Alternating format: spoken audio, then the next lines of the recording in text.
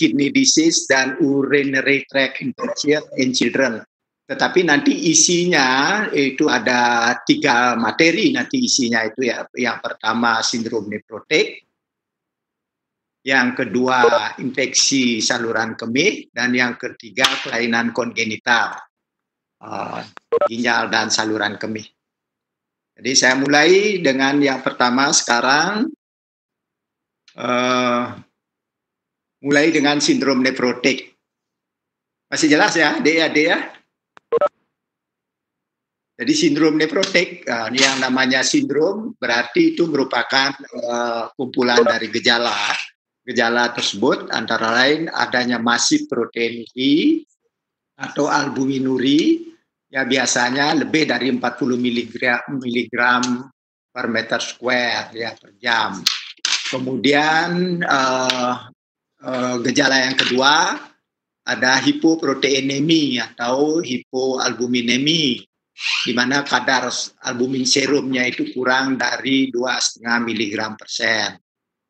Kemudian ada hiperkolesterolemi, kadar kolesterolnya di dalam serum melebihi dari 200 mg/%, dan gejala yang terakhir adalah udem.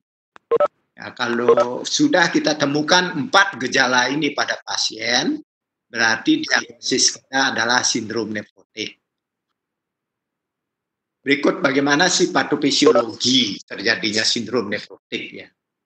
Jadi kelainan utama dari sindrom nephrotic adalah adanya proteinuri, hilangnya protein lewat urin yang secara masif, di mana ini disebabkan oleh hilangnya muatan negatif pada membrana basalis atau pada podosit. Di dalam podosit sebentar nanti gambarnya ada. Di podosit dan membrana basalis itu ada muatan-muatan negatif.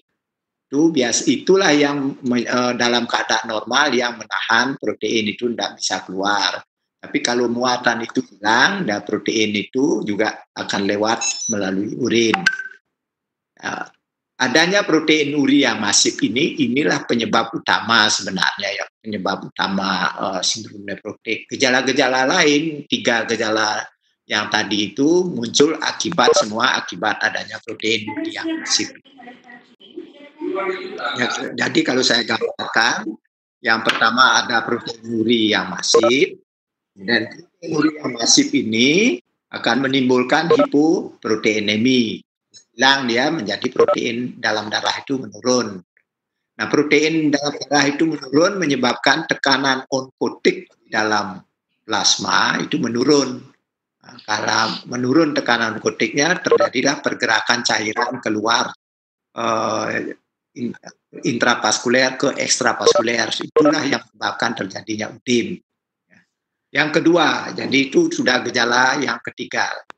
Kemudian masuk gejala yang keempat, karena ada protein uri, ada hipoproteinemi ini, protein dalam darah itu menurun, menyebabkan tubuh mengadakan kompensasi dengan sintesis lipoprotein di dalam hepar.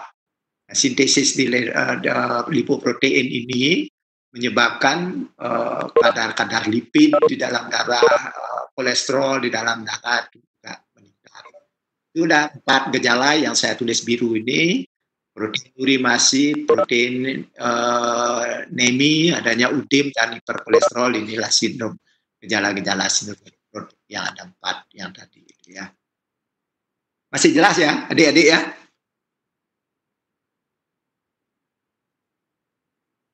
Ini gambar dari gambar dari masih ya. Oke.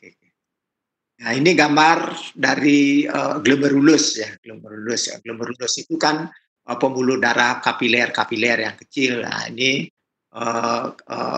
lumen kapiler nih. Ini lumen kapiler. Kemudian ini membrana basalis. Ya. Ini membrana basalis terdiri dari 3 lapis ini ya. Kemudian ini ada podosit.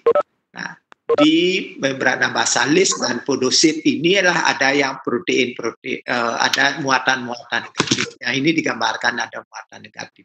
Ya. Jadi ini podosit itu sel-sel kapsula Bowman yang bagian dalam yang memegang kapiler-kapiler glomerulus. Nah, ini mempunyai muatan negatif. Sehingga protein-protein ini tidak bisa keluar ya. Kalau kita lihat ini protein albumin ya, protein tidak bisa keluar dia. Begitu dia lewat sini dia akan balik lagi terus gitu ya. Karena ditahan oleh ada muatannya. Tetapi kalau pada sindrom nefrotik ini podosit sel-sel kapsula Bowman ini yang namanya podosit. Nah, ini hilang dia muatan negatif lagi. Kita lihat di sini muatan negatif, muatan negatifnya, kemudian dia menjadi lebih pendek, dia menyatu satu dengan yang lain. Itulah yang menyebabkan protein-protein khususnya albumin keluar dia melalui urin. Itu yang terjadi pada kenapa bisa terjadi protein nuri yang masif. Kemudian kita lanjut ke epidemiologinya, insiden salah tulis saya sedikit insiden. Jadi kasus yang pasti memang tidak diketahui lebih-lebih di Indonesia berapa sih kasusnya tidak diketahui secara pasti. Tapi diperkirakan antara 2 sampai 7 kasus per tahun per 100.000 anak yang di bawah 16 tahun. Kira-kira itu kejadiannya ya. Laki-laki sedikit lebih banyak dia dibandingkan perempuan kejadiannya itu, dan umurnya rata-rata antara 2 sampai 6 tahun. 2/3-nya umurnya di bawah 5 tahun. Jadi sebagian besar di bawah 5 tahun dia rata-rata. Saya lanjut. Kemudian insiden ini sangat dipengaruhi oleh ras, umur, kemudian geografi, genetik juga diduga ada perannya, HRA itu diduga ada perannya yang mempengaruhi tingginya insiden sindrom nefrotik tersebut. Kemudian kita bagaimana apa sih sebenarnya etiologi dari sindrom nefrotik? Ya, etiologi sindrom nefrotik sampai sekarang itu belum diketahui secara pasti. Tapi kalau kita lihat berdasarkan etiologi kita bagi sindrom nefrotik itu sindrom nefrotik primer ya, atau yang disebut dengan idiopatik. Yang kedua kongenital, bila kita ditemukan di bawah 3 bulan yaitu kemungkinan penyebab kongenital. Kemudian penyebab yang ketiga, kalau dia disertai dengan penyakit-penyakit sistemik, itu namanya sindrom nefrotik yang sekunder. Jadi penyebab ada primer, kalau kita bagi ada primer atau idiopatik, ada kongenital, ada sekunder sindrom nefrotik. Lanjut, kalau kita lihat histopatologi, gambaran histopatologi, jadi kalau kita pasien sindrom nefrotik itu kita biopsi dia. Kalau kita biopsi dia, kita akan dapatkan gambaran-gambar, lihat di bawah mikroskop, kita akan dapatkan gambaran-gambaran histopatologi, gambar-gambar PA, patologi anatomik daripada sindrom nefrotik. Sebenarnya banyak ya, ini 4 ini yang utama ya, sebenarnya masih banyak beberapa. Tapi ini 4, kalau di anak, kelainan minimal yang paling banyak kita temukan. Ya, minimal change ini 80% kelainannya adalah kelainan minimal. Kemudian yang kelainan kedua yang banyak juga kita temukan vokal segmental, glomerulosclerosis dan membranous proliferatif, ya, membranous nefropati. Jadi inilah yang banyak ditemukan. Kelainan-kelainan yang lain masih ada kelainan yang lain tapi tidak banyak kita temukan pada anak. Yang ada anak inilah yang paling banyak, khususnya minimal change. Ya. Bagaimana sih gejala klinik dari manifestasi klinik dari sindrom nefrotik? Sindrom nefrotik itu macam-macam itu manifestasi kliniknya. Ya awal-awalnya mungkin tidak khas. Pada awal-awalnya orang tua itu pasiennya gemuk, dia senang dia melihat anak-anaknya gemuk gitu ya. Sudah pipinya sudah mulai senang dia, lama-lama dia kok tambah besar. Itu kenapa pasien itu dibawa ke rumah sakit itu pada umumnya karena ada udemnya itu. Tapi sebelumnya sebenarnya sudah ada gejala-gejala malaise, kemudian anoreksia, dia sakit perut kadang-kadang ya yang kita tidak perhatikan. Kadang-kadang diare juga dia yang muncul diare itu. Nah, itu gejala-gejala awal itu biasanya muncul. Nah, barulah terjadinya udem ya. Sebenarnya udem itu sebenarnya sudah dari awal.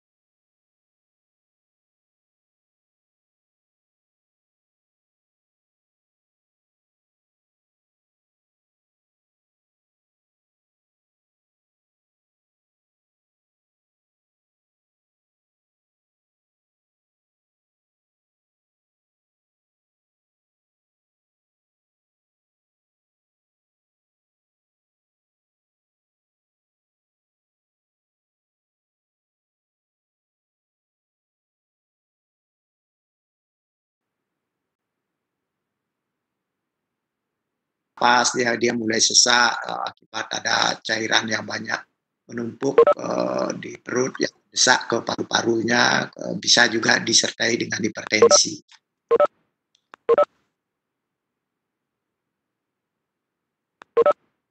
Nah, ini contoh-contoh udem ya. Ini udem pada pretibial. Kalau kita tekan dia di pretibial itu di kakinya itu, kaki tibianya itu ya. Dia akan muncul udem. Udemnya piting udem namanya karena cekung dia itu piting udem ya. Ini di kakinya bisa kita lihat. Kemudian di matanya udem pada palpebra, ini matanya buka begini. Kemudian ini ada asites juga ya. Muncul asites. Saya lanjut. Jadi tadi sudah saya sampaikan bahwa kalau kita periksa PA-nya, kita lakukan biopsi, kelainan yang paling banyak kita temukan adalah kelainan minimal. Tetapi tidak semua sindrom nefrotik pada anak itu kita lakukan biopsi. Jadi ada nanti indikasi biopsi, beberapa ada indikasi. Tetapi secara klinis kita bisa duga dia ini suatu kelainan. Kalau ya, jadi ada prediktor klinik, ya, prediktor klinik yang menunjukkan bahwa ini sindrom nefrotik kelainan minimal. Misalnya umurnya itu 2 sampai 6 tahun. Kalau dia berkisar 2 sampai 6 tahun ini ya kemungkinan arahnya masih dalam batas normal, udemnya sangat masif ya, sangat masif jadi anasarka semua udem sampai genitalia, udem asites. Nah, kalau sangat masif itu udemnya pada umumnya itu kelainan. Kemudian kadar albumin serumnya yang sangat rendah. Ya, tadi kan batasannya 2,5 ya, tapi bisa sampai 1 gitu, sangat rendah sekali. Itu kemungkinan kelainan, bahkan di bawah 1 bisa ya. Itu menunjukkan kemungkinan itu kelainan minimal. Kolesterolnya sangat tinggi, ya, kolesterol yang sangat tinggi. Kemudian tidak ditemukan adanya makroskopik hematuri. Yang lain, kadar C3-nya masih dalam batas normal dan fungsi ginjalnya juga masih dalam batas normal. Ya. Maaf itu prediktor klinik untuk menyatakan dia kelainan. Kalau kita lakukan pemeriksaan laboratorium pada sindrom nefrotik, ya, tentu kita harus periksa laboratorium. Minimal urinalisis harus kita periksa. Ya. Urinalisis kita periksa, kita akan temukan protein di dalam urin itu +4 ya biasanya ya. +4 dia sangat keruh.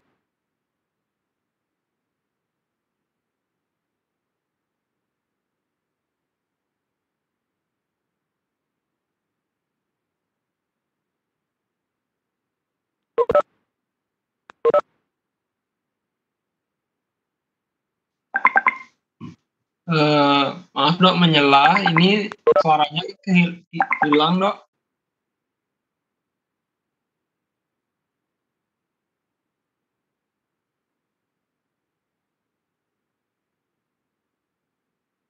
Mungkin dalam 24 jam kita periksa, tapi ini sangat agak sulit sih kita lakukan ini dengan pemeriksaan esbah namanya. Pada darah lengkap, kita periksa juga darah lengkapnya. Kadang-kadang kita temukan juga pasien yang mengalami anemi atau kadar-kadar leukositnya meningkat ya. Dan LED-nya, LED juga terjadi peningkatan LED. Tentu albumin serum tentu di bawah 2 gram per desiliter dia, kemudian kolesterolnya 200 kurang lebih melebihi dari 250 mg per desiliter atau persen. Kadang-kadang kita periksa juga C3-nya. Pada kasus-kasus tertentu kita periksa C3-nya mengalami penurunan, kemudian bone serum kreatininnya mengalami peningkatan. Ini menunjukkan gangguan fungsi ginjal. Ya.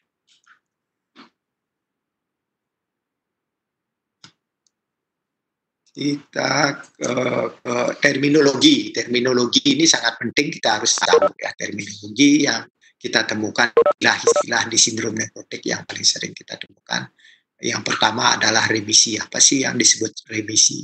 Remisi itu kalau protein urinya yang biasa kita lakukan tentu dengan albustik ya, dengan albustik negatif atau plus minus itu kita sudah sebut ya remisi, tapi 3 hari berturut-turut itu ya, 3 hari berturut-turut dia negatif kita sebut dia sudah mengalami remisi. Kemudian ada istilah relapse. Nah, relapse itu kalau kembali dia terjadi protein uri yang masif ya di atas 40 mg per liter sekunder, atau dengan albustik biasanya kita yang tesnya dengan albustik, tes celup urin ya, dengan plus 2 atau lebih 3 hari berturut-turut. Kemudian ada namanya frequent relapse. Di relapse saja ada yang frequent. Frequent itu apabila terjadi relapse 2 kali dalam 6 bulan ya. 2 kali atau lebih dalam 6 bulan, atau 4 atau lebih dalam 1 tahun. Dan istilah yang lain, dependent steroid, sangat tergantung dia dengan steroid.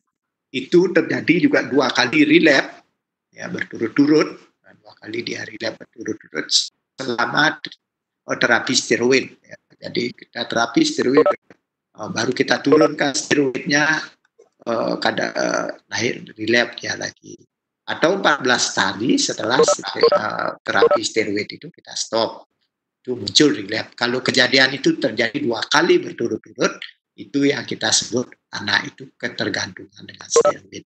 Kemudian ada istilah lain adalah resisten. Kapan sih disebut dia resisten terhadap steroid?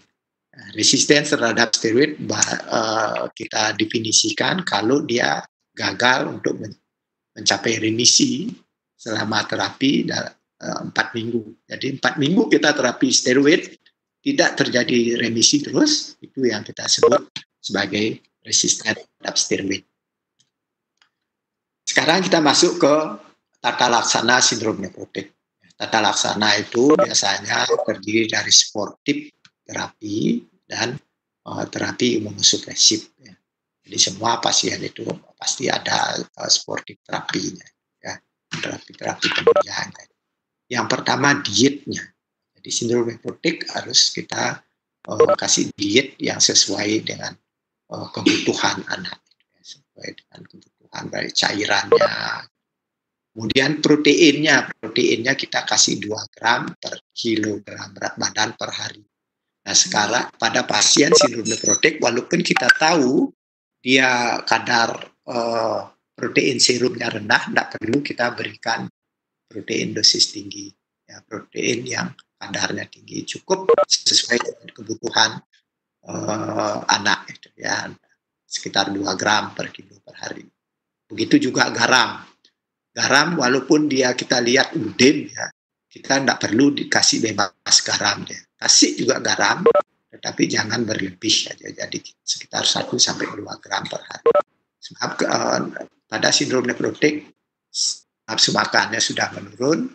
Kalau kita tidak isi garam, nanti dia tambah tak mau makan. Bagaimana dengan albumin?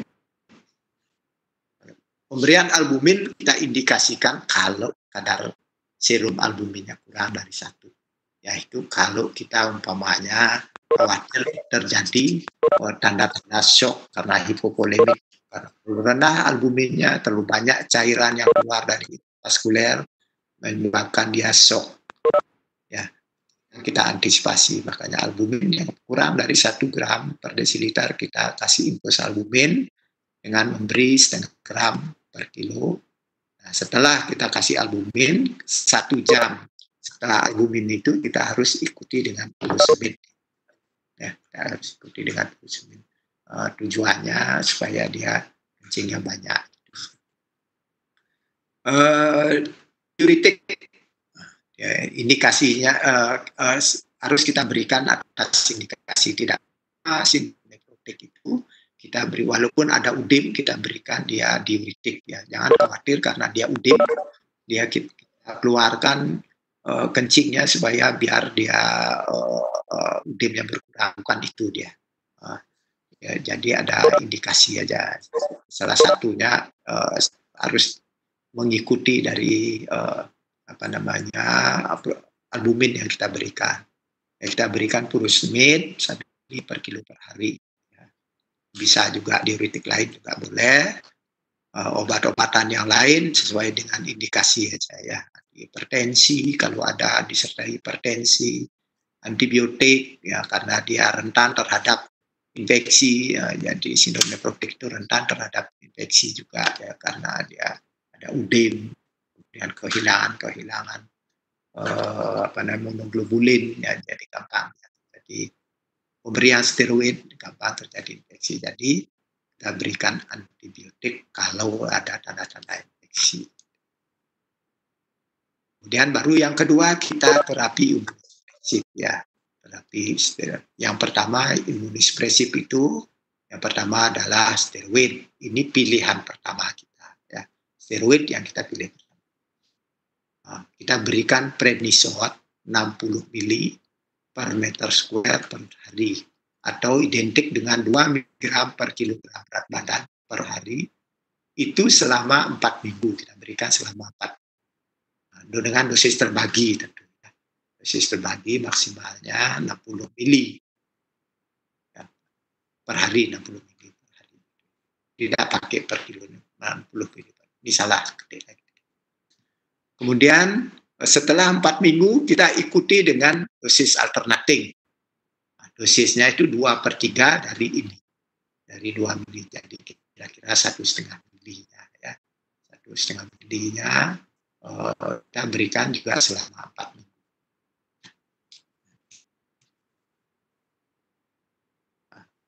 Kemudian ini imunosupresif yang lain selain steroid, selain prednisone, boleh juga imunosupresif. Dan ini tentu atas indikasi kalau prednisone itu sudah tidak memadai. Antara lain dia tergantung dependent steroid atau resistant steroid atau relapse ring, kita berikan antibiotik yang lain. Tapi untuk adik-adik saya rasa tidak terlalu perlu supaya sebagai pengetahuan aja. Tata laksananya tidak usah masuk ke sini. Ini skema dari pemberian imunosupresif, ya, steroid, ya. Jadi kita berikan steroid prednisone 2 mili per kilo per hari, maksimalnya 60 mili per hari. Ya. Minggu pertama, minggu kedua, minggu ketiga, jadi 4 minggu kita berikan. Terus nih, walaupun terjadi remisi di sini, umpamanya di sini terjadi protein urinya sudah hilang, udimnya sudah hilang, tetap kita berikan dia 4 minggu. Ya. Setelah 4 minggu baru kita turunkan dia prednisone alternating dengan 2/3 dosisnya. Ya, 2/3 dosis yang ini. Ya. Kira-kira 1,5 mili. Kita berikan selang sehari. Jadi sekarang diberikan, besok libur, saya berikan terus selama 4 minggu juga. Ya, kita berikan 4 minggu juga. Nah, kalau umpamanya di sini setelah kita beri dia prednisone full dose ini tidak terjadi remisi, itu yang disebut dengan resisten steroid. Dan ini skema sedikit berbeda dengan yang tadi. Kalau dia terjadi relapse, kita berikan juga kembali prednisonnya itu 2 mili per kilo per hari maksimal ini. Tetapi tidak 4 minggu kita berikan sampai terjadi remisi saja. Ya, umpamanya minggu kedua dia jadi remisi, minggu kedua masuk ke alternatif. Tidak 4 minggu. Kalau yang pertama, kalau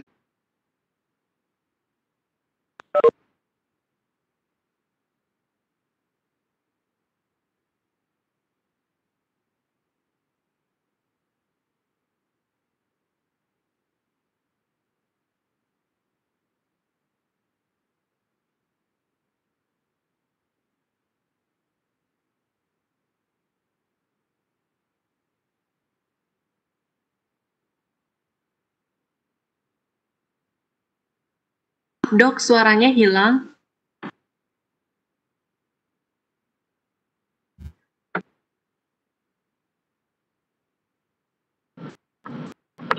Maaf dok, suaranya hilang dok.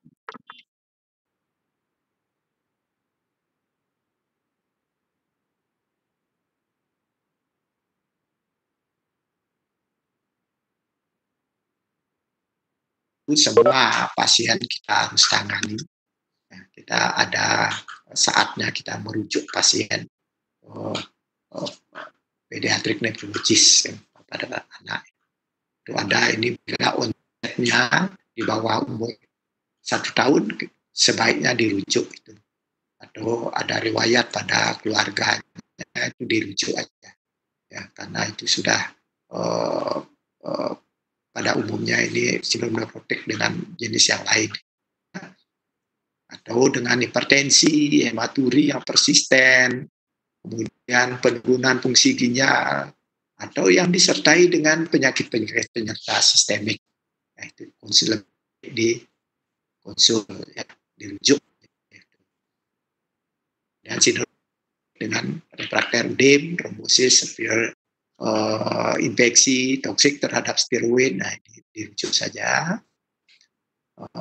Kemudian yang resisten, frequent relapse, dan steroid ini sebaiknya dirujuk. Jadi adik-adik nanti kalau sudah selesai tamat nanti jadi dokter bisa menangani sindrom nephrotik sebatas nanti kelainan minimal ya yang tadi prediktor kelainan serangan.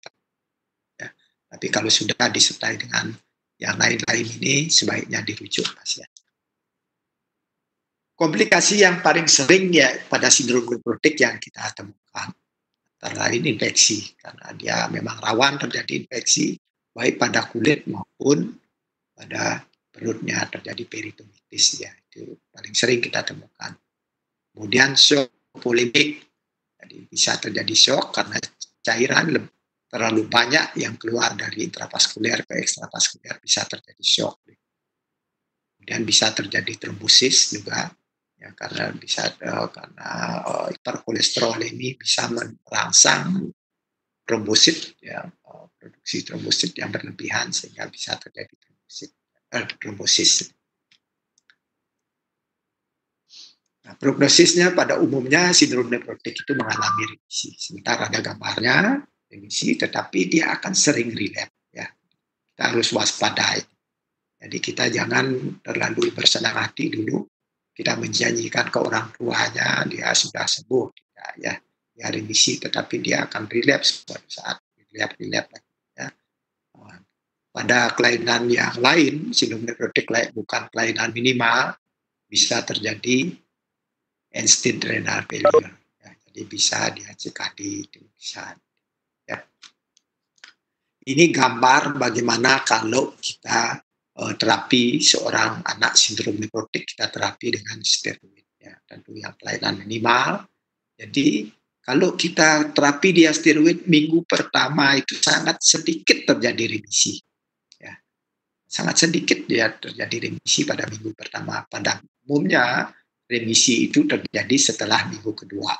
Ya, setelah minggu kedua baru mulai terjadi remisi. Minggu pertama ada yang remisi tetapi sangat sedikit. Ya, minggu kedua mulai, minggu ketiga lebih banyak, minggu keempat, dan seterusnya rata-rata 95% sindrom neurotik itu akan mengalami remisi. Ya, jadi prognosisnya sebenarnya bagus. Nah, ini kalau kita gambar ini menunjukkan kalau ada sindrom neurotik dengan kelainan minimal, jadi 93% dia respon terhadap pengobatan yang kita berikan. Ya, terhadap steroid itu 93% dia akan mengalami remisi. Tapi yang remisi ini dia sebagian besar dia mengalami relapse. Jadi yang terjadi relapse dalam 6 bulan pertama aja. Ya, bisa aja setelah 6 bulan terjadi. Tapi pada umumnya 6 bulan pertama itu sebagian besar dia relapse. Ya, hanya sebagian kecil, ada 7% dia tidak respon. Tapi yang tidak respon ini bisa juga nanti dia menjadi respon. Jadi ada respon. Jadi yang betul-betul resisten itu sedikit ya sekarang. Ya, sindrom neurotik. Ini namanya lead responder. Nah, baik itulah kuliah sindrom neurotik. Masih adik-adik masih ikut kuliah? Ada beberapa teman yang join, Dok. Ya, bagaimana? Ada beberapa teman yang belum join dari tadi, Dok.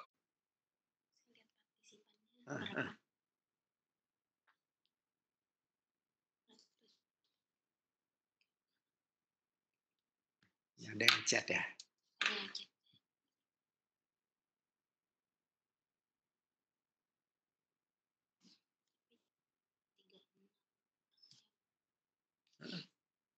Berapa ya?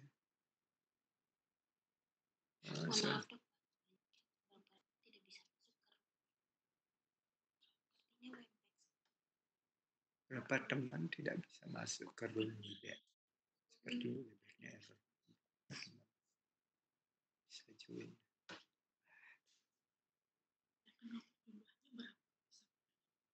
Sini gede ya. Nah.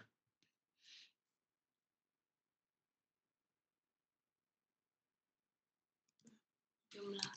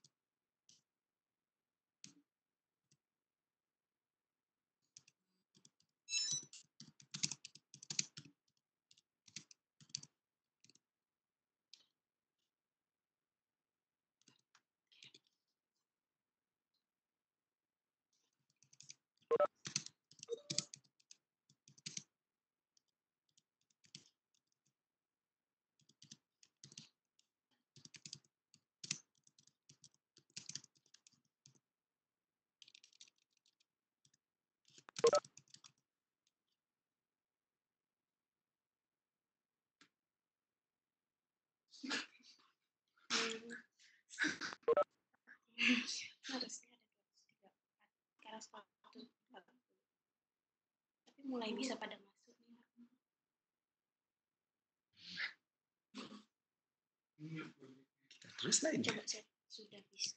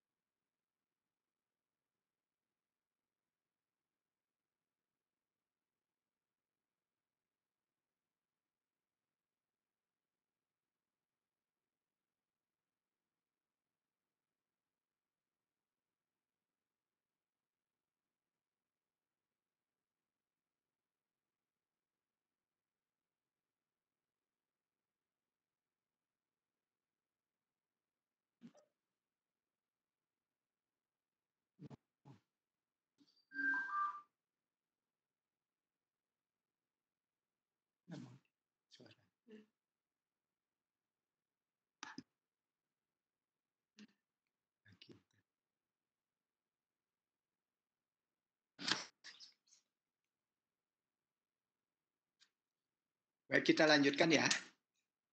Adik-adik, bisa kita lanjutkan? Kita lanjut ya. Bisa dengar suara saya, adik? Bisa, Dok.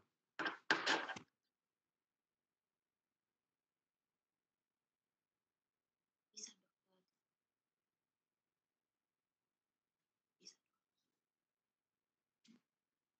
Bisa. Lanjut kuliah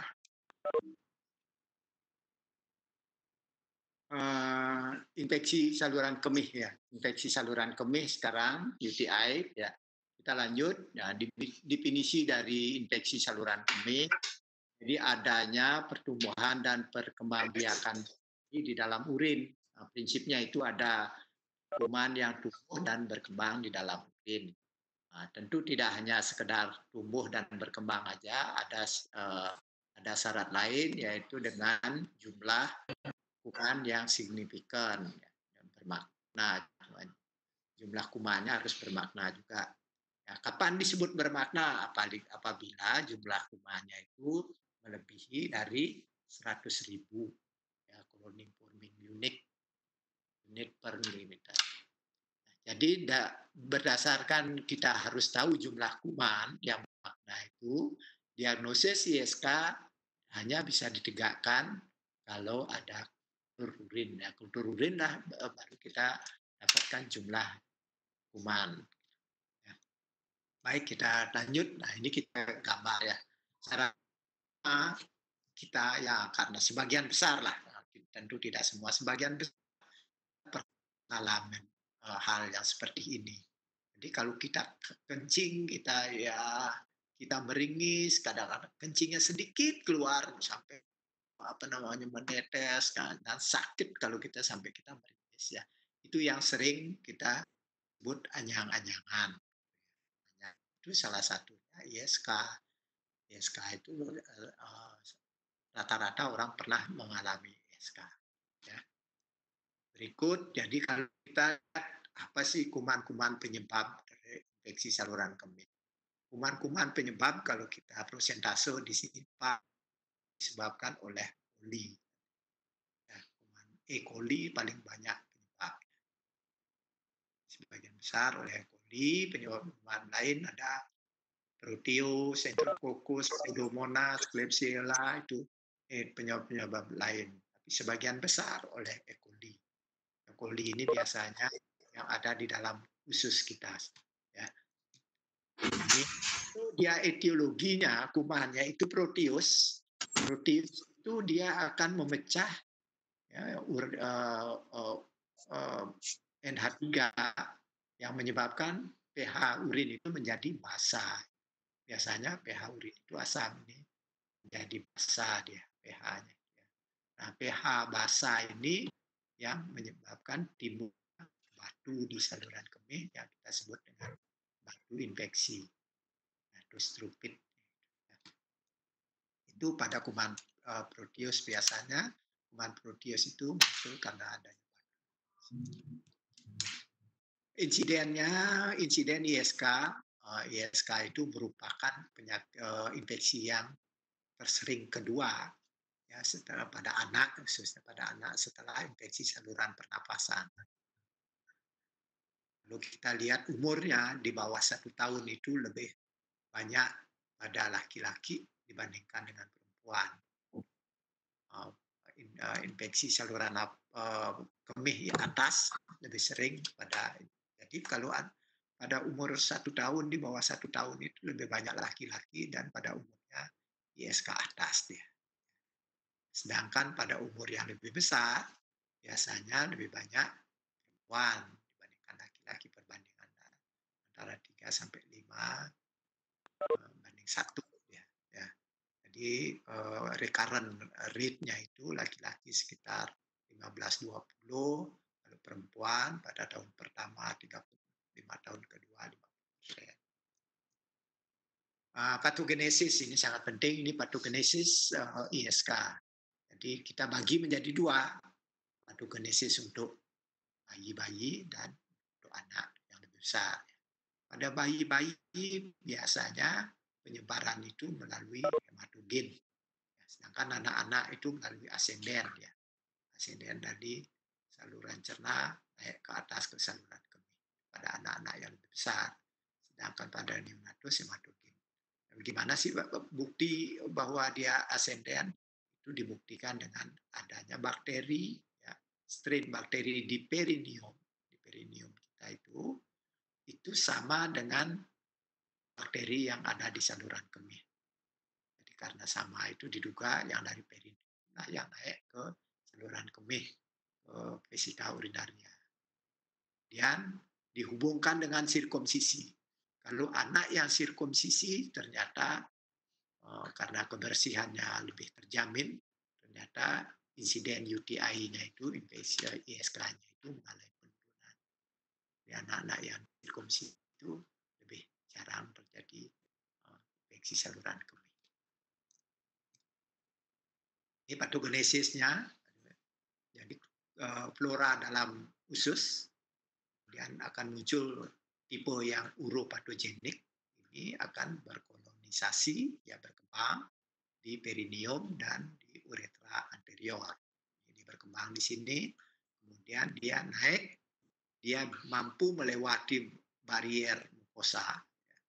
Jadi di mukosa kita sebenarnya ada barier-barier yang untuk mempersulit terjadi infeksi. Tapi kalau dia kuman itu mampu lewat itu, muncullah dia infeksi di sana. Ya, infeksi di vesika urinaria, di bladdernya itu yang kita sebut dengan sistitis. Kuman-kuman yang sistitis yang ada di bladder kita, di vesika urinaria itu, nanti tergantung dari virulensi kumannya atau kondisi hostnya itu. Jadi yang terinfeksi ya, manusianya itu, bagaimana sih pertahanannya dia, bagaimana sih ini virulensi kuman. Kalau ini juga dia virulensinya kuat, pertahanan tubuh host itu tidak bagus, umpamanya ada yang memungkinkan dia tubuh kuman, itu dia bisa naik ke atas, terjadilah pielonefritis, ya, infeksi di ginjal. Infeksi di ginjal itu bisa menyebabkan skar di ginjal, ya, yang cikal bakal terjadinya CKD nanti ya, gagal ginjal kronik, atau pada masa akut ya terjadi sepsis dia. Itu patogenesis terjadinya ISK. Klasifikasi ISK dapat kita klasifikasi berdasarkan lokasi dari ISK. Kita katakan dia ada ISK atas, ada ISK bawah. Ya. ISK atas itu antara pielonefritis gitu. Kalau yang bawah sistitis, ya. Batasnya sebenarnya hubungan antara ureter dengan vesika, batasnya. Kemudian berdasarkan beratnya penyakit itu ada yang namanya uncomplicated, ya, jadi simple, jadi ISK simplex, kemudian ISK kompleks, ya, complicated UTI. Jadi yang disebut dengan ISK kompleks kalau ISK itu dibarengi, ya, disertai dengan kelainan anatomis atau fungsional dari saluran kemih.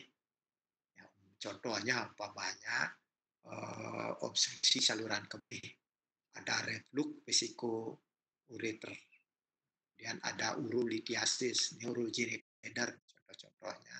Ini kalau kita temukan ini, kita kategorikan dia sebagai ISK kompleks atau complicated UTI. Nah, ISK pada neonatus dan pielonefritis, nah itu kita klasifikasikan sebagai ISK kompleks. Ya. Bagaimana gejala klinisnya sekarang? Gejala klinisnya pada neonatus atau infant, ya, sampai umur tahun, itu gejalanya tidak spesifik, ya. Nah, tidak khas sama sekali gejalanya karena dia merupakan bagian dari sepsis. Ya.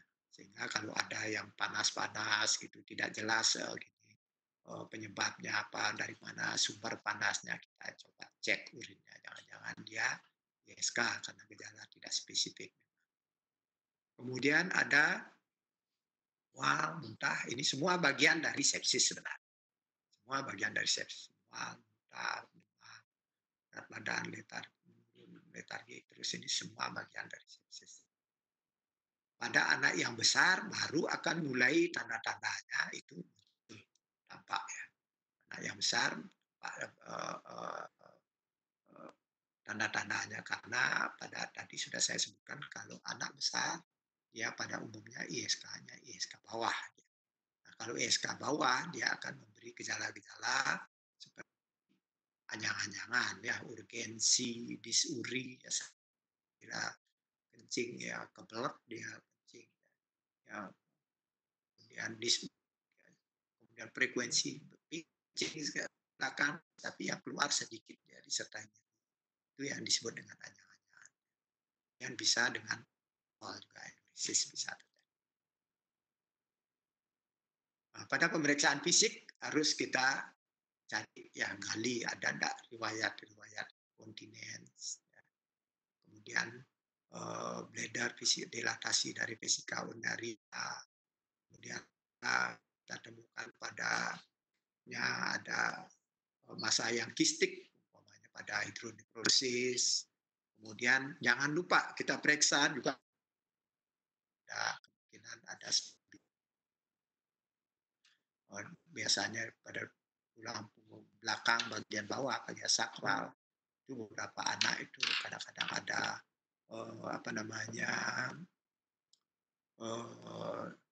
hitam atau tai lalat yang berbulu. Nah itu sering itu tanda-tanda salah satu tanda. Kemudian ada riwayat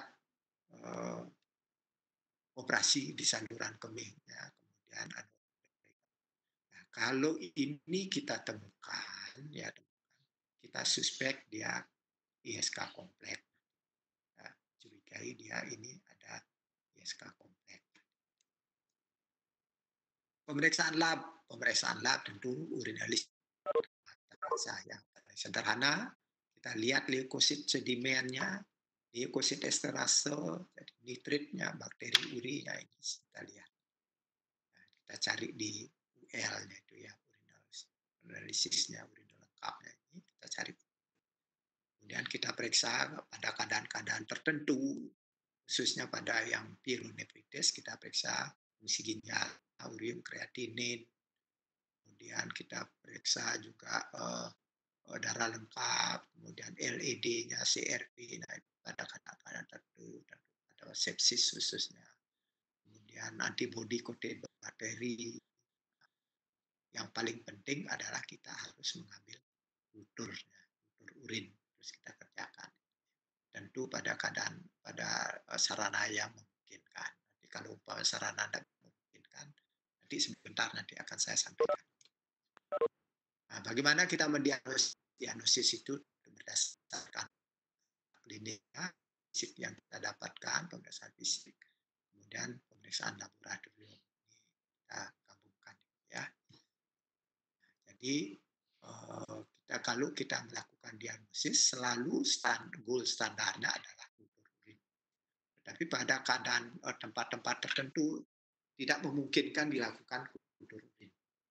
Nah, sebagai patokan dapat kita gunakan tes urin lengkapnya. Tes urin lengkapnya, sini prognosis faktor dari urinalisis. Nah, antara lain kita lihat leukosit esterase, nitrit, ya. Tentu kalau kita gabung-gabung ini positif, atau kecurigaan semakin besar.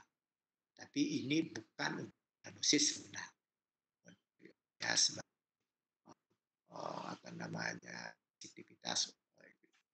spesifitas saja ya sebagai penduga aja.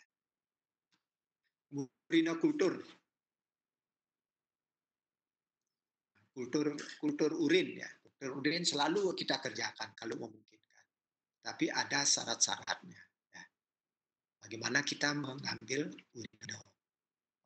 sampel urin itu, yang dengan publik aspirasi lancar dengar.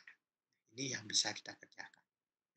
Untuk mengambil sampel urin yang bagaimana mendapatkan yang baik. untuk mendapatkan urin yang baik itu sebaiknya urinnya urin pagi. Atau kalau tidak memungkinkan urin pagi, urin itu berada 4 jam di dalam vesika urinaria. Jadi dia paling tidak dia sudah 4 jam. Kemudian urin yang kita dapatkan, sampel yang kita dapatkan harus dicek segera. Dalam 1 jam harus kita sudah cek. Kalau tidak memungkinkan bisa dalam 24 jam itu harus disimpan di suhu yang dingin, ya, 4 derajat. Jadi kita boleh simpan. Nah, kriteria diagnosisnya tadi sudah saya sampaikan. Urin kultur adalah kriteria diagnosis standarnya. Di diagnosis urin dikonfirm melalui kultur jumlah koloni. Kalau suprapubik kita sampel yang kita cari adalah suprapubik, kita pakai sampel yang suprapubik, harus kita aspirasi suprapubik. Setiap ada pertumbuhan kuman, terutama kuman yang gram positif ya, itu kita anggap dia suatu infeksi. Setiap ada pertumbuhan kuman ada infeksi. Tetapi kalau kulturnya kita lakukan melalui kateter, sampelnya kita dapatkan melalui kateter maupun urin pancar tengah, kalau jumlah kumannya itu di atas 100.000, baru kita anggap dia positif. Baru kita diagnosis dia sebagai ISK.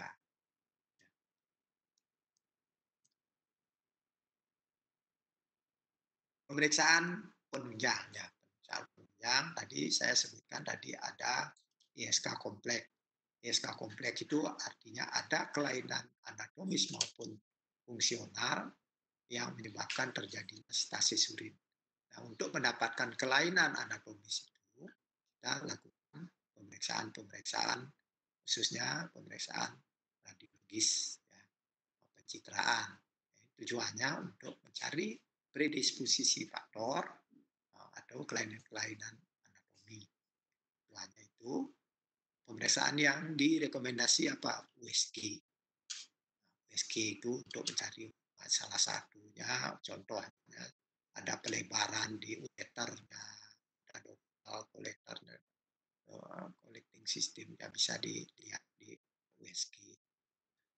Kemudian yang kedua PCUG atau MSU ya. PCUG ini voiding cystoureterografi atau MSU mixio cystoureterografi itu untuk melihat adanya reflux.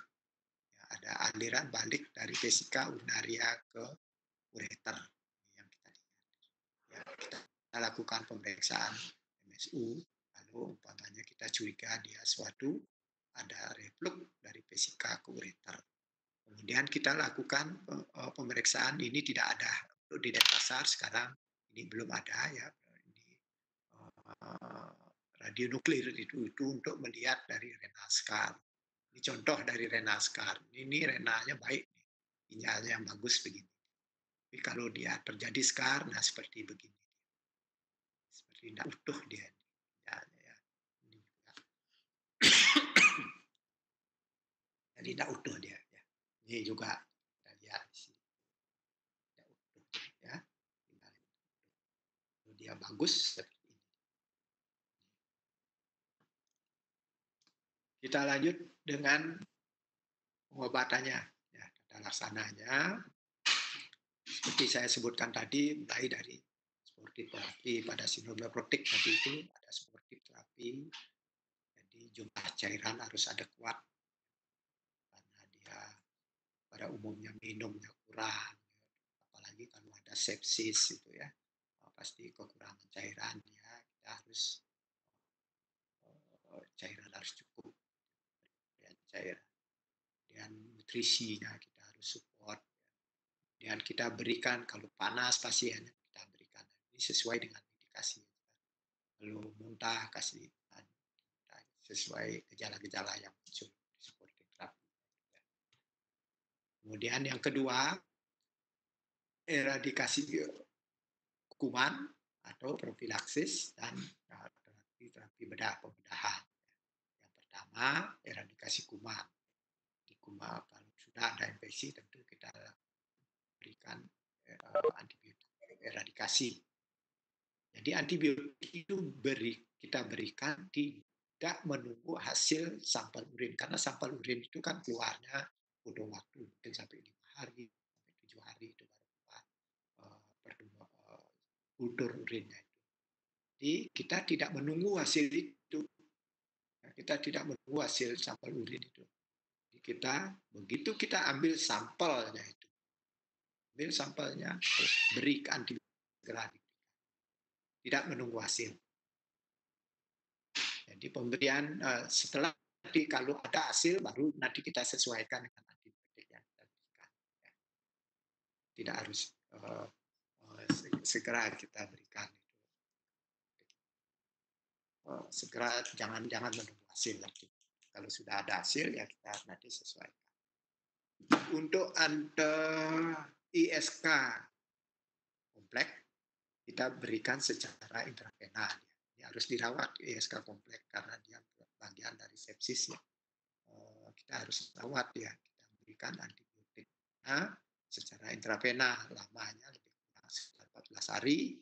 Sedangkan pada ISK simplex complicated UTI simplex kita berikan oral kurang sekitar 7 hari. Jadi tidak semua ISK itu harus kita rawat ya.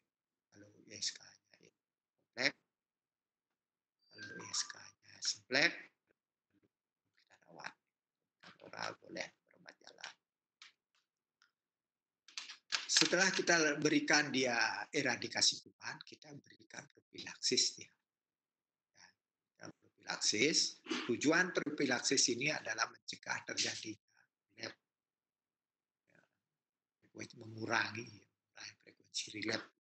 Itu ya tujuan. Kenapa kita harus berikan profilaksis? Walaupun sekarang masih ada kontroversi, ada yang tidak mau memberikan profilaksis, ada yang memberikan profilaksis. Tapi sekarang di rumah sakit Sangha kita berikan profilaksis pasien yang dengan ISK karena untuk mencegah relapse.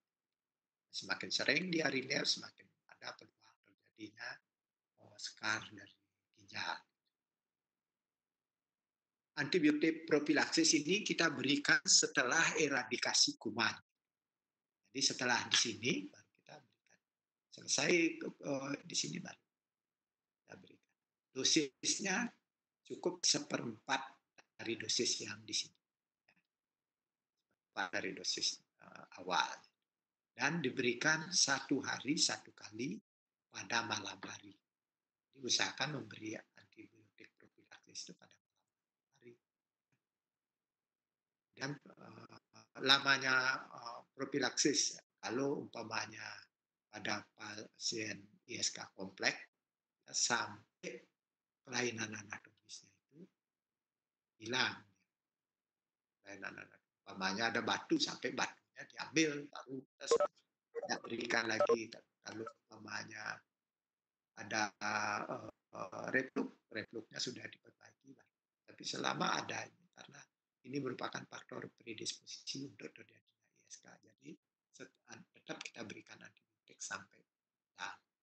Sedangkan pada ISK simplex, ya, apabila terjadi serangan lebih dari 2 kali, kita berikan juga antibiotik. Berapa lama? Kira-kira sekitar 3 bulan. Dan kita berikan antibiotik profilaksis. Kemudian kita terapi pembedahan. Nah, tentu kalau sudah ada kelainan-kelainan anatomis, kita konsulkan kepada urologis. Ya.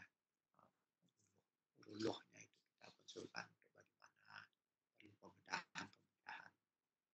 Namanya ada hidronefrosis, pembedahan. Ini di kuliah urologi dapat. Lanjut dengan monitoring. Bagaimana apakah pasien-pasien ISK itu kita perlu monitor apa tidak? Sangat perlu monitor supaya kita tahu dia sedang relapse apa tidak. Urinalisis, pemeriksaan urin lengkap dan kultur sebaiknya kita kerjakan umpamanya 3 hari setelah terapi selesai itu kita periksa lagi. Ya. Periksa UL-nya periksa. Kemudian 1 bulan setelah terapi kita periksa lagi. Kemudian kita lakukan setiap 3 bulan kita periksa kontrol pasiennya sampai umur 2 tahun. Sampai 2 tahun. Dan evaluasi juga tekanan darahnya, karena ini pada umumnya pasien-pasien ISK kita monitor, karena ini mempunyai ISK yang kompleks itu mempunyai dampak. Jadi kalau terjadi skar, ya, fungsi renal gangguan dia pertumbuhan, dia tumbuh kembangnya terganggu, tekanan darahnya juga naik. Kalau ada ISK kompleks, kita lakukan USG. Kalau ada, tapi kalau umpamanya di asimplex tidak perlu. Ya, ini juga tidak perlu kita lakukan. Kalau yang kompleks ini baru kita berkala USG-nya, DMSA-nya kita lakukan. Ya, kalau memungkinkan sarana. Nah, komplikasi-komplikasi yang sering terjadi pada ISK. Komplikasi jangka pendek bisa terjadi akut kidney injury, ya, aki, dan bisa terjadi sepsis, bisa meningitis, jangka pendek. Kan jangka panjangnya itu terjadi renal scar, ya, jadi cacat pada ginjalnya itu. Ini cikal bakal terjadinya CKD. Bisa terjadi hipertensi atau recurrent infeksi. Setelah kita obati, dia bagus tata laksana kita, ya, pasti pasiennya yang tadinya seret kencingnya jadi lancar, ya, jadi enak lah dia kencingnya, lega, makanya dia ketawa.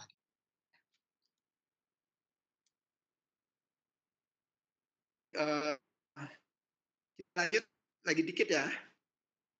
Adik masih gabung?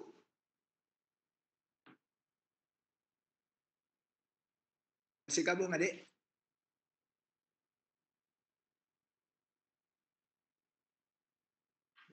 Ada di chat.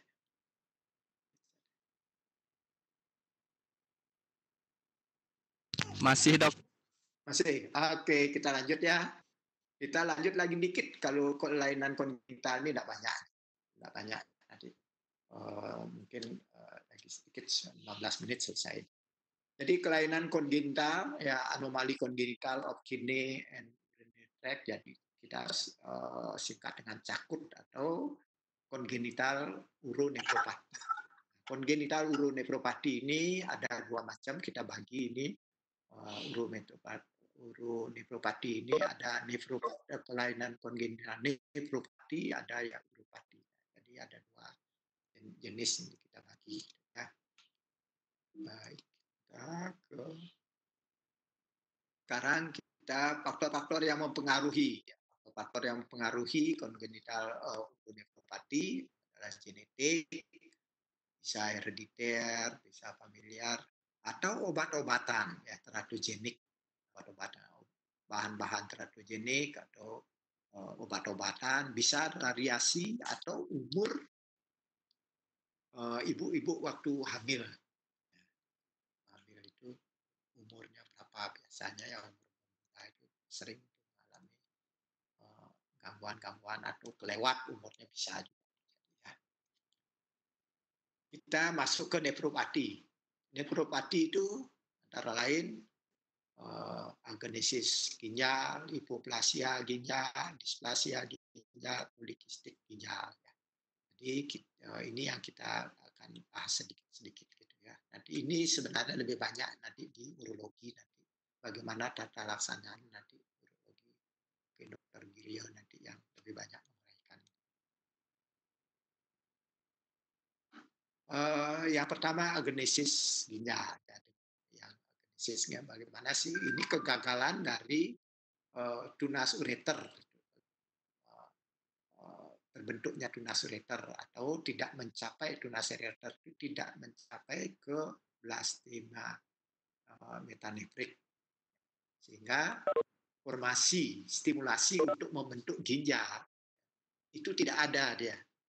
Jadi pembentukan itu kan ada pronefros, mesonefros, metanefros gitu. Nanti waktu embriologinya kan itu ya.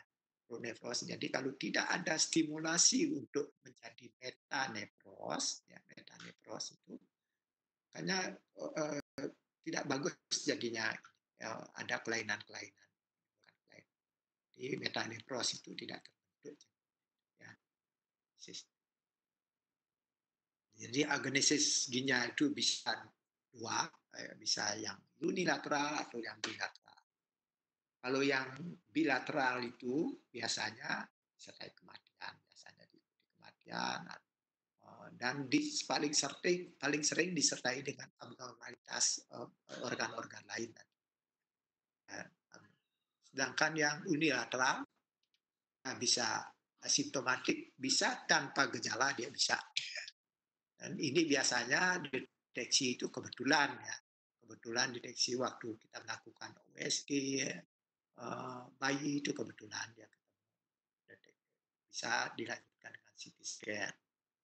Nah, ya, kalau sudah kita temukan ada kelainan itu, kita harus pelihara ini ginjal yang satu karena dia masih bisa berfungsi dengan baik yang satu. Jangan sampai dia terjadi infeksi, kita cegah. Kita pelihara yang satu supaya fungsi ginjal itu masih tetap baik.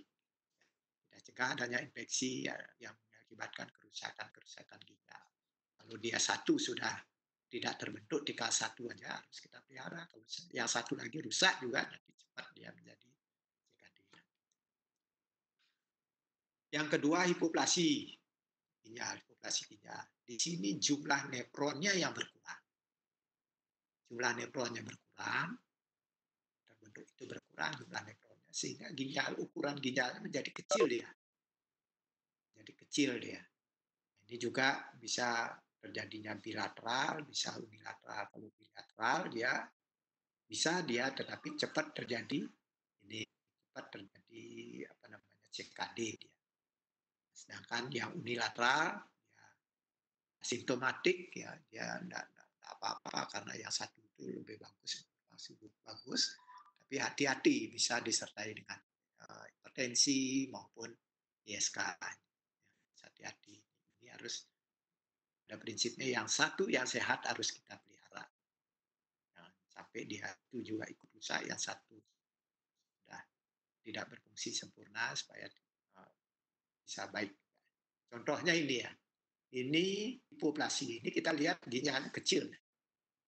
Kita bandingkan dengan ginjal yang ini. Kelihatan ini kecil. Ya, kalau yang normal itu ya begini sama dia. Ya. Ini kecil ya. Atau dengan CT scan ini kita lihat ginjal kecil. Sedangkan ini yang normal. Ya. Nah, kelainan berikutnya adalah displasia ginjal. Ini hambatan dari perkembangan jaringan metanefrit. Jadi perkembangan jaringan metanefrit tadi sudah saya sebutkan pronefros, mesonefros, metanefros. Metanefros itulah yang ginjal berfungsi sekarang. Kalau ginjal yang pronefros, mesonefros itu ginjalnya belum prematur namanya. Yang belum berfungsi dengan baik. Gitu. Yang berfungsi ginjal yang berfungsi adalah ginjal yang metanefros. Jadi terjadi hambatan di dalam perkembangan dari mesonefros karena selalu ada hubungannya itu. Pronefros nanti dia akan hilang merangsang untuk menjadi mesonefros. Mesonefros dia merangsang untuk. Tapi kalau terjadi hambatan mesonefros ke metanefros itulah menimbulkan kelainan. Dia akan kelihatan bulus primitif dia nanti. Busnya strukturnya berlobus, piramid, semua irregular. Dan sangat sering disertai dengan kiste nanti. Ya, sering disertai dengan kiste. Salah satu contohnya yang paling sering kita temukan adalah cystic kidney dysplasia MKD ya. Singkat dengan MKD ini paling sering kita temukan. Jadi MKD ini bukan kelainan-kelainan yang disebabkan karena keturunan, karena genetik gitu ya. Manifestasi klinisnya kita lihat di sana, di sini nanti pada pasien-pasien ini kita temukan adanya ada massa yang kistik di dalam abdomen. Memang dia asimptomatik, dia tidak ada gejala. Dan yang perlu kita tahu dia bukan karena diturunkan, murni karena dia perkembangan. Ya, jadi bukan diturunkan dia, perkembangan dari mesonepros ke metanepros. Nah, sering disertai dengan hipertensi, ISK, hematuri, dan protein. Ini gejala-gejala yang kita dapatkan. Ya. Diagnosisnya tentu melalui USG. CD ini, MKD ini biasanya dengan USG. Dan dia bisa bertransformasi jadi keganasan.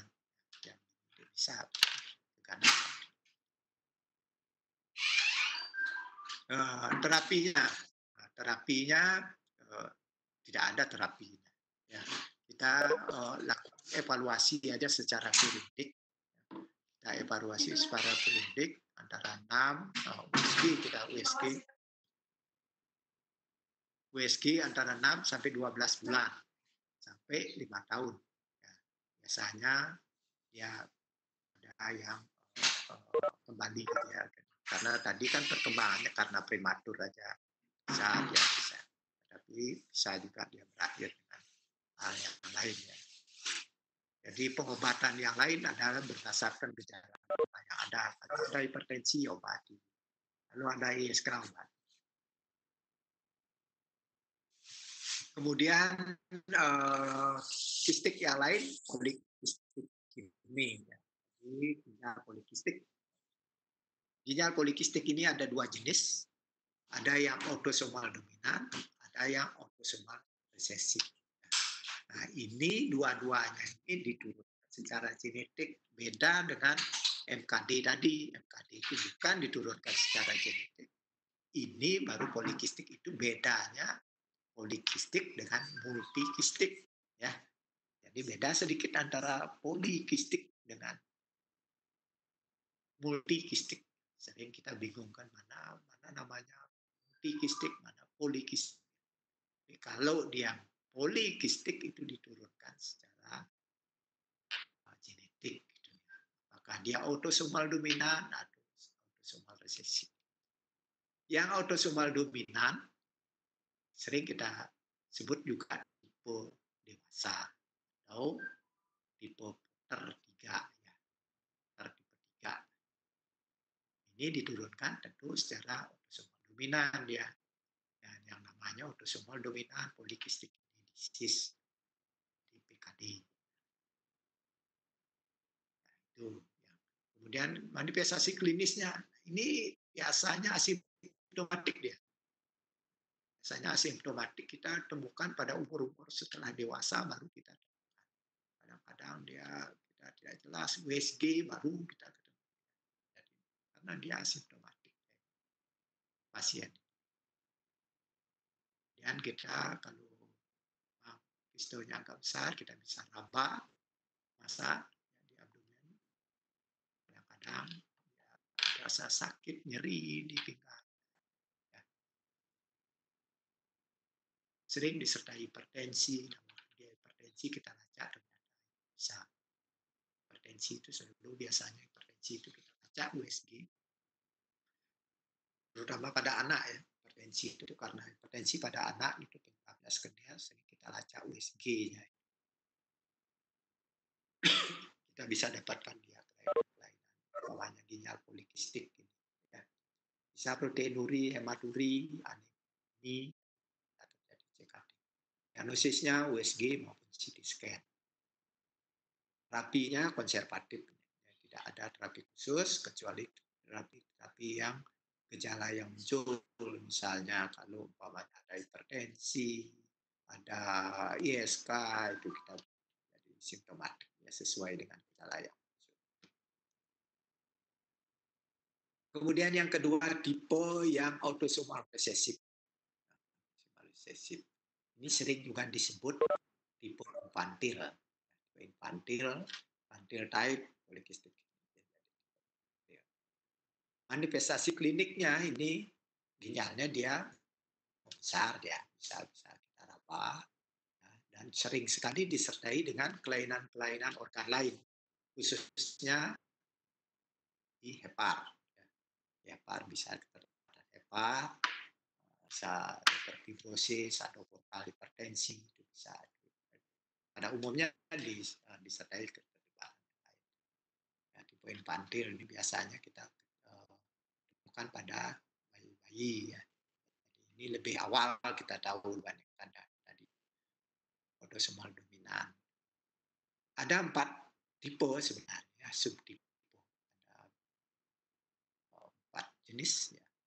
Ada prenatal, neonatal, infantil, dan juvenile. Ini sangat tergantung kapan munculnya. Tergantung munculnya dan berapa persen dilatasi dari tubulus. Ya, tergantung dari dilatasi dari tubulus. Diagnosis berdasarkan USG dan CT scan. Terapinya, terapi konservatif, atau yang sama dengan kalau ada hipertensi, kalau ada ini kita lakukan dialisis. Kemudian kita masuk ke uropati kongenital. Uropati kongenital ini disebabkan karena kelainan dari formasi dari pembentukan di urinary tract, saluran kemih. Ini dihubungkan dengan percabangan dari tunas ureter atau blastema itu metanefrik yang waktu bersatu itu dia. Kongenital uropati ini sering menyebabkan obstruksi. Bisa menyebabkan obstruksi. Nah, kalau obstruksi munculnya pada umur kurang dari 15 minggu, itu akan menjadi displasia ginjal. Ya. Seperti tadi. Ya, kalau obstruksinya itu lebih dari 15 minggu, akan terjadi hidronefrosis nanti. Yang pertama, ginjal tapal kuda. Ini ya, tapal kuda. Tapal kuda kita akan tahu tapal kudanya berbentuk U. Gitu ya. Jadi ginjal itu antara kanan dan kiri dia fusi dia, bersatu dia antara kanan dan kiri itu. Dan bersatunya pada umumnya terjadi pada pul bawah. Pul bawah dia di sini dia. Di sini dia bersatu. Ya. Genesisnya itu kegagalan pemisahan dari metanefrik. Ya. Pemisahan ginjal ini ginjal yang jadi, ginjal yang sudah fungsional pada umur 4 sampai 6 minggu. Sini terjadi kegagalan pemisahannya. Manifestasi kliniknya seperti kasus itu biasanya simptomatik. Pada umumnya simptomatik banyak. Ini tidak ada kelainan apa-apa. Fungsinya apa, bagus seperti biasa. Dia simptomatik. Dia bermanifestasi kalau sebagai nanti ada ISK, ada batu, terjadi batu, ada disertai dengan kelainan pada ureternya, ada hidronefrosis, baru dia akan menimbulkan gejala. Tapi kalau tidak, dia tidak. Kalau hanya dia bersatu aja, tidak ada gejala-gejala yang muncul. Fungsinya juga tidak apa-apa, normal aja. Diagnosisnya biasanya waktu USG. Terapi tidak ada terapi spesifik. Kalau seandainya ada ISK atau batu ginjal, baru kita, kalau tidak ada terapi khususnya karena fungsinya jalan seperti biasa. Prognosis pasien ini pada umumnya bagus. Contoh-contoh bersatunya di bawah dia. Kemudian obstruksi uteropelvic Janssen. Jadi hubungan antara ureter dan pelvis mengalami obstruksi. Jadi semua obstruksi di ureter itu akan menimbulkan nefrosis. Nah, kalau obstruksinya hubungan antara ureter dan pelvis itu sering disebut dengan hidronefrosis. Ya. Ini merupakan yang paling banyak, yang paling sering ditemukan. Hidronefrosis yang paling banyak kita temukan kalau adanya obstruksi hubungan ureter dan pelvis. Terjadinya pada umumnya pada trimester pertama dia. Pertama laki-laki lebih sering didapatkan manifestasi klinisnya ditemukan massa pada abdomen dan sering menyebabkan terjadinya ISK.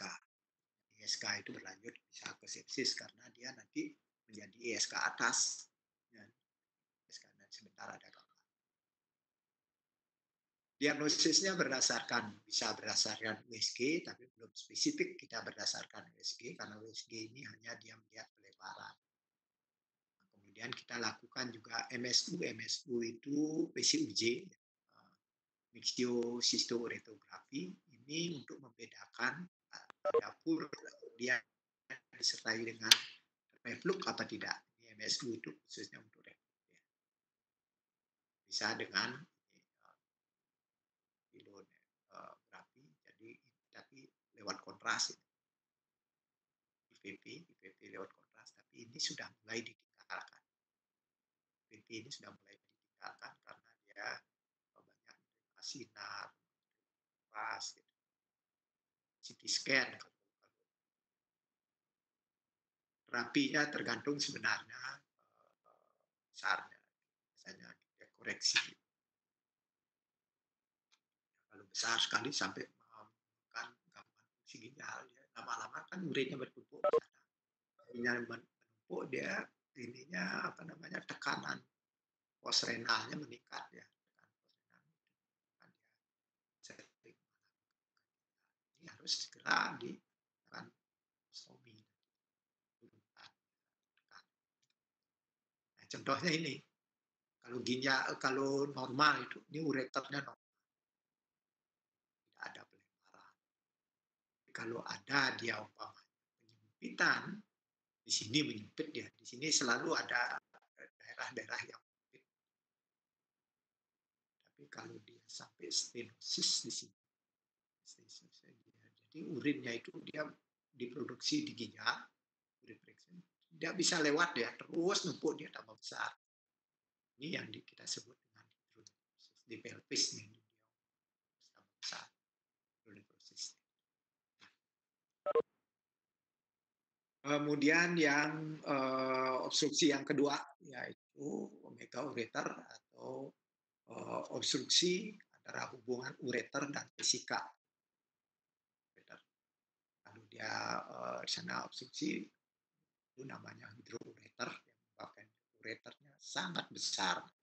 Bisa dia dari ureter dia tidak bisa masuk ke vesika, urinnya itu tidak bisa masuk ke vesika, empuk, lebar. Merupakan yang kedua terbanyak sebagai kausa hidronefrosis. Dan ini sangat sering disertai dengan reflux. Bisa. Secara klinis sama dengan yang di atas, ya, massa kita hanya bisa tahu massa, bisa UTI, jadi ISK bisa. Diagnosisnya tentu berdasarkan USG, ini sudah saya sebutkan mulai ditinggalkan. Kalau disertai dengan reflux kita bisa periksa PCUJ atau MSU untuk menunjukkan adanya reflux. Terapinya tentu dengan bedah kerjasama dengan urologi. Contohnya kalau ada obstruksi di sini, di saluran sini ada obstruksi, sehingga di sini dia numpuk dia. Itulah yang disebut dengan hidroureter.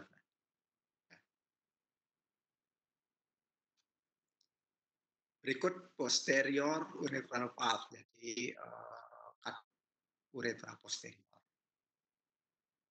merupakan katup uretra posterior ini merupakan penyebab terbanyak obstruksi bagian bawah dari vesika.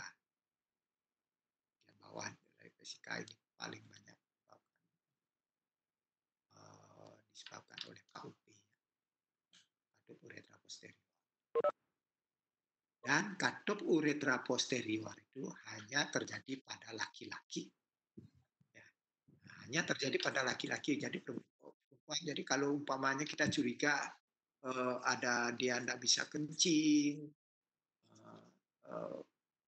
pasiennya sulit sekali kencingnya sedikit menetes gitu.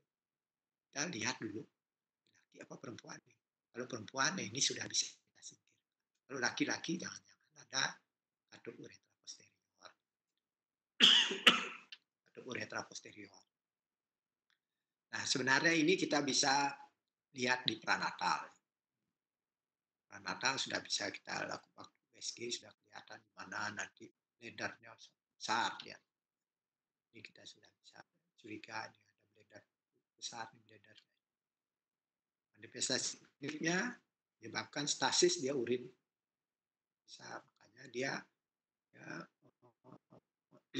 pancaran kencingnya menjadi tinggi, dia kemudian dia kadang-kadang menetes, dia vesika.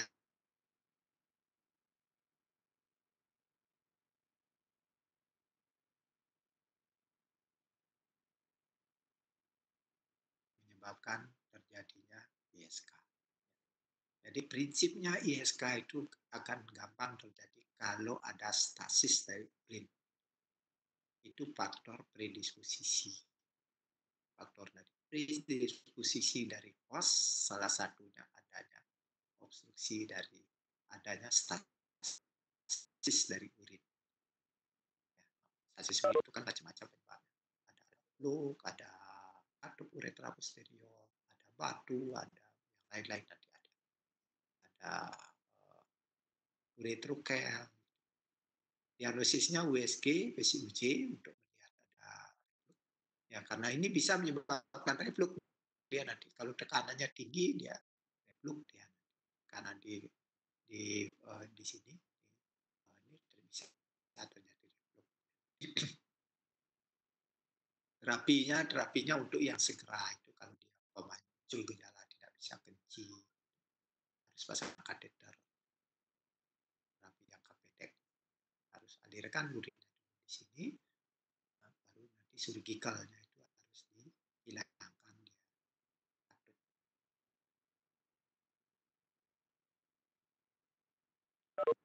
Kemudian kelainan kongenital uropati yang lain adanya duplikasi dari ureter pelvis. Dia bisa di satu ginjal itu bisa ada dua. Ya. Kelainan ini cukup sering ditemukan. Jadi sering. Sepanjang sebenarnya tidak ada gangguan dia infeksi apa tidak ada masalah. Tapi dia sangat berisiko terjadi infeksi. Double collecting ini sangat berisiko. Disertai dengan aliran balik dari urin ke sini bisa disertai dengan PUR. Diagnosisnya berdasarkan USG, PP, PCUJ untuk menemukan terapinya tentu dengan pembedahan. Uretrokel. Di sini ada dilatasi kistik ya, dilatasi kistik dari bagian distal ureter. Ureter itu nanti akan masuk ke vesikalnya di bagian distalnya itu ada dilatasi kistik. Nah, dilatasi kistik itu bisa dua macam, bisa dia simplex, bisa tipe simplex itu tidak menyebabkan dia obstruksi. Kalau dia menyebabkan obstruksi itu namanya kompleks. Kompleks dia ureter. Menyebabkan obstruksi sehingga terjadi dia hidronephrosis. Diagnosisnya USG, CUJ. Terapinya kalau ada disertai dengan ISK, ISK-nya stasis urin atau formasi batu ini harus kita. Ini kalau kita lihat nah di sini Jadi ureter itu kan bermuara nanti di sini, di trigonumnya ini dia bermuara ya. Trigonumnya ini bermuara. Sebentar ada yang gambaran yang lebih bagus. Jadi di bagian muara di sinilah terbentuk dia sistem rotasi dari bagian ini. Nah, ini gambar-gambar dari fisika urinaria. Kita belajar topik reflux vesiko-ureter. Jadi ada aliran balik dari urin yang di sini ke sini. Aliran balik ya urin yang di sini ke sini. Itu disebut kalau ada aliran balik itu disebut reflux.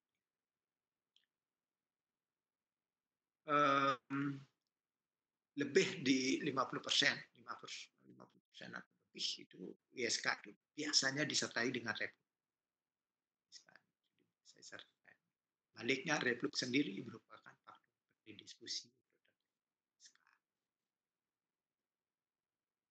Klasifikasi reflux bisa terjadi primer, biasanya ini didapatkan kongenital, dan bahkan ini merupakan penyebab paling banyak ya, kongenital penyebab paling banyak itu. Yang sekunder bisa terjadi sekunder, itu didapat, namanya ada ISK, bisa juga terjadi reflux.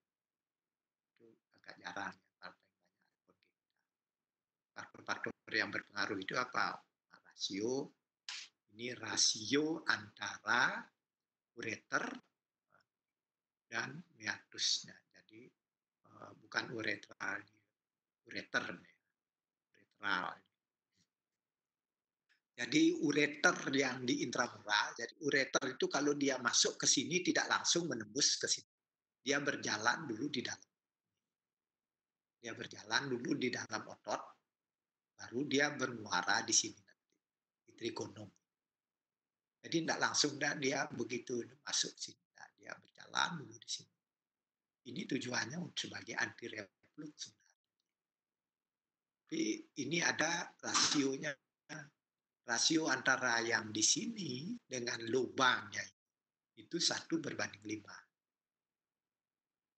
di sini panjangnya dibandingkan ini 1:5. Nah, kalau perbandingannya itu menurun, nah itu anti reflux karena panjangnya ini berpengaruh sebagai anti reflux. Kalau panjangnya menurun, dia anti refluxnya akan hilang. Ya. Jadi gampang dia balik lagi ke sini. Kemudian ureter meatusnya bentuk dari ini lubang. Jadi bentuknya ada macam-macam. Sebenarnya bentuknya agak begini, dia sedikit mengembung, dia sedikit moncong, begitu dia sedikit moncong dia biasanya. Tetapi kalau yang gampang terjadi reflux, kalau dia bentuknya terbalik dia, seperti lubang golf dia terbalik begitu. Nah, itu gampang terjadi. Atau bentuknya sebagai tapal kuda dia begitu. Nah, itu gampang juga terjadi reflux. Tapi yang paling sering adalah yang normalnya adalah moncong. Jadi kalau ada urin umpamanya di sini, pertama urin ini akan menekan dari ureter itu sebagai anti reflux dia jadi. Yang kedua, kalau kita kencing, kontraksi dari otot-otot di trusor, ya otot-otot di blender itu kan di trusor. Kalau kontraksi ini terjepit ya sebagai anti reflux. Kalau pendek, nah itu yang tidak bisa ya, tidak berlaku anti reflux. Nah, kemudian stasis, ada stasis urin seperti yang tadi umpamanya ada katup uretra posterior.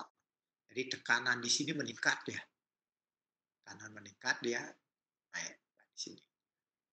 Katup uretra posterior sering disertai dengan reflux. Kemudian adanya paralisis dari otot-otot di sini. Ada paralisis otot-ototnya. Ada uretral meatus ini. Paralisis gampang. Umpamanya ada ISK. ISK terjadi juga paralisis. Nah, ya. Tetapi kalau yang ISK biasanya sifatnya sementara. Jadi kalau kumannya sudah baik, dia baik juga. Dia hilang paralisis. Kalau awal makanya kita uji tidak anjurkan pada waktu ISK. samping untuk kumannya sendiri biar tidak naik. Kemudian yang kedua dia masih memberikan nanti positif palsu. Itu yang terjadi, makanya kita tidak anjurkan USG setelah paling tidak 2 minggu atau 1 bulan baru kita lakukan USG. Itu kemudian paralisis yang lain umpamanya pada sindrom ya, pada prone belly nanti itu terjadi paralisis bisa juga terjadi. Ya, contoh-contoh. Klinis manifestasi kliniknya bisa kalau reflux itu tidak disertai dengan yang lain-lain kita tidak akan tahu. Kalau tidak disertai dengan ISK kita tidak akan tahu terjadinya reflux. Makanya reflux kita bisa tahu kalau kita lacak kalau dia ada ISK. Itulah tujuan kita lakukan pelacakan radiologis pada ISK untuk menemukan kelainan-kelainan. Kalau tidak ada ISK kita tidak pernah tahu itu ada. Atau kecuali kebetulan kita melakukan USG ada pelebaran baru kita lacak. Ya. Diagnosisnya tentu secara klinis ada ISK kita lacak. Kita lakukan USG kita tahu ada pelebaran untuk melihat derajat dari reflux itu kita lakukan PCUG.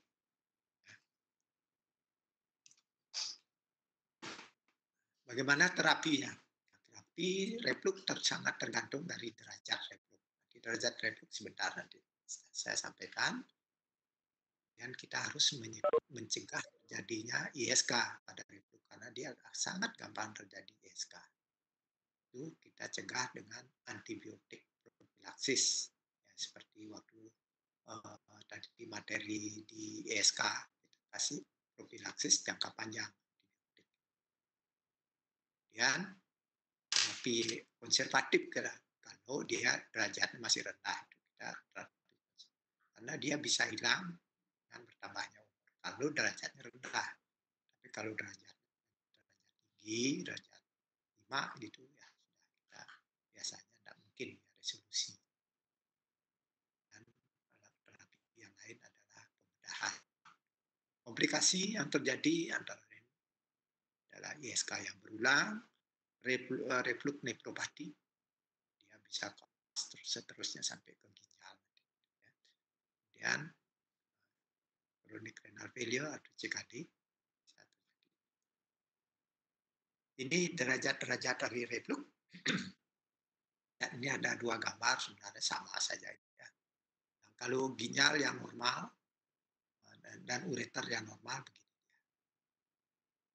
Nanti kalau ada reflux, urin yang di sini naik dia. Di sini. Kalau derajatnya derajat 1 dia naik sampai sini. Jadi ureter dia naik, tapi tidak ada pelebaran. Dia naik sampai ureter. Derajat 2 dia sudah naik sampai di pelvis. Tapi belum ada pelebaran-pelebaran dia naik. Jadi kalau di sini sudah penuh dia banyak itu baru ureter mulai melebar pada derajat 3 mulai melebar. Derajat 4 pelebaran sampai derajat 5 sudah mulai berkelok-kelok itu ureter. Nah, ini biasanya kita lakukan pembedahan. Di sini belum kita lakukan dia resolusi sendiri.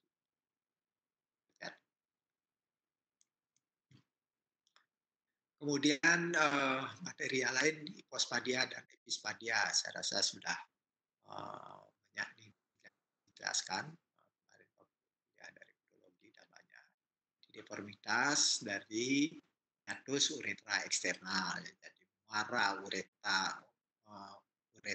eksternal itu alami kelainan yang biasanya konjung dia pada hipospadia dia muaranya ke ventral ya ke ventral ya. Sedangkan epispadia ke dorsal. Ini epispadia, ini hipospadia dia ke ventral sini. Kalau ini ke sini dorsal ya. Di klasifikasinya ada granuler, coronal, venial, apa lagi itu, venial, venoskrotal. terapinya tentu dengan pembedahan. Ini ektropi dari vesika urinaria. Vesika urinaria itu berada di luar tubuh kita. Oh, dia apa? Kita harus tindakan surgical. Tindakan pembedahan, sebelum tindakan pembedahan kita cegah dia infeksi dan membungkus dia dengan kain kasa yang basah, itu biasanya NaCl itu biasanya untuk menunggu saatnya dioperasi. Yang terakhir, topik yang terakhir ada Brown Belly syndrome, disebut juga sebagai Engelbert syndrome atau Triad syndrome. Triad syndrome ada 3 sindrom di sini yang utama. Ini penyebabnya adalah hilangnya otot-otot abdomen secara kongenital. Dia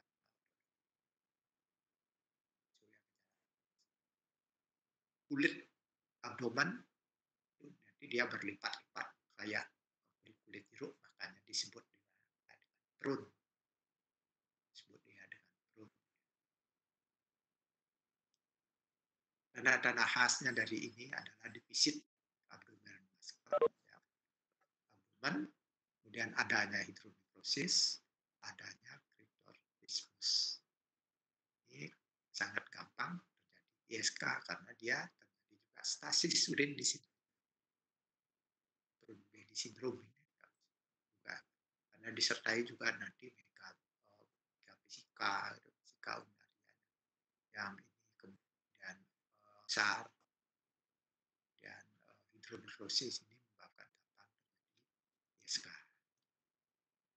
Diagnosisnya berdasarkan fisik ini sangat gampang dikenal.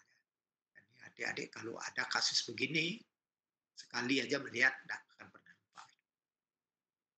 Sekali aja melihat tidak pernah sindrom. Pada kita dapatkan kulitnya berlipat-lipat ya, itu karena otot-ototnya tidak ada, jadi kayak kulit-kulit ya orang-orang tua gitu. Wah, itu kulit begitu, yang kayak kulit jeruk. Kita bisa USG untuk melihat kelainan-kelainan di ureter, di vesika, jadi ada hidronefrosis, vesika, MESKU untuk melihat adanya RPU. Terapinya ada terapi yang spesifik dia. Ada spesifik dan terapi pembedahan pun tidak memuaskan, itu terapi pembedahan. Tidak ada hasil yang bagus. Ya. Sudah. Pencegahan kita hanya melalui mencegah terjadinya ISK. Itu aja yang bisa kita cegah. Ini gambarnya. Jadi nanti ini seperti kulit jeruk begini. Gampang dikenal. Kalau ketemu kasusnya tidak akan lupa. Jadi megapika proses ureter hidronefrosis. Kemudian di sini ada cryptorchidismus. Ya. Nah, baik itulah sementara hari ini. Saya minta maaf, ini waktunya agak banyak lebih. Agak banyak chat tadi. Mudah-mudahan kuliah ini bermanfaat untuk adik-adik semua. Ada enggak adik? Coba saya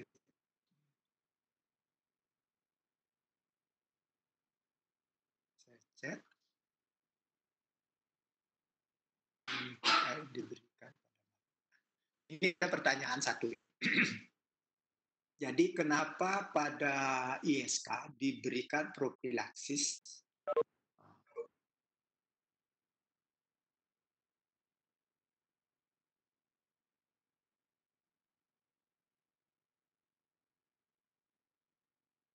fisiologis namanya. Jadi kalau malam hari kita kencingnya kan mau tidur kita kencing, besok pagi baru kita kencing. Sehingga dia antibiotik yang kita berikan itu dia efektif kalau kalau dia lama di dalam urin. Makanya kita berikan pada malam hari. Itu ada namanya stasis fisiologis dari urin itu pada malam hari terjadi. Ya itu yang kenapa kita kasih pada malam. Itu tujuannya pada malam hari. Dosisnya tidak harus dosis besar, dosis kecil aja. Kemudian antibiotik yang kita pilih tidak harus sama dengan antibiotik yang kita berikan untuk terapi. Tidak harus sama. Ya. Boleh jenis yang lain juga boleh. Ya. Pada umumnya justru jenis yang lain. Walaupun dia waktu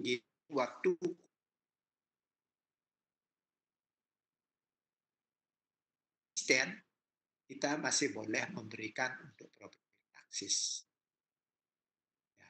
Jadi umpama contohnya, kalau ada hasil kultur datang, dia ternyata di kulturnya itu kumannya resisten terhadap sulfa, umpamanya sulfa trimetoprim, sulfa methoxazole, itu dia resisten.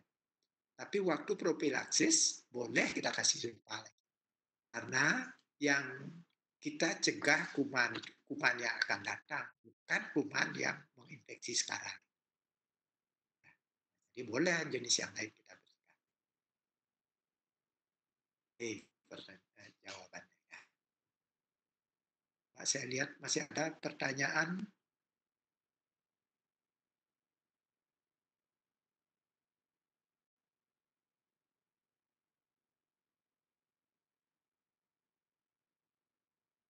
Ada pertanyaan, Dek?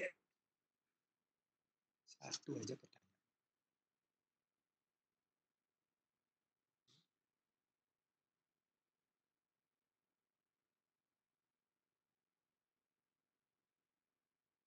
Baik, kalau tidak ada lagi pertanyaan, mudah-mudahan kuliah ini bermanfaat untuk adik nanti waktu di kepanitraan klinik.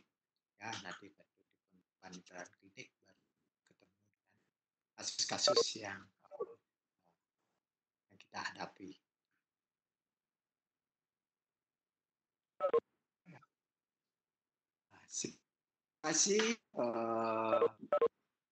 Terima kasih atas kehadirannya, walaupun adik Mas lewat waktu, saya adik antusias juga mendengarkan kuliah ini sebagai bekal nanti di kepanitraan klinik.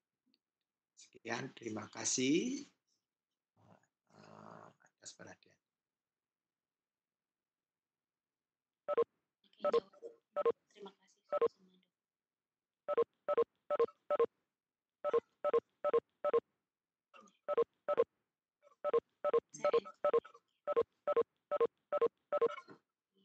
kasih sama dok. Masih dia jawab.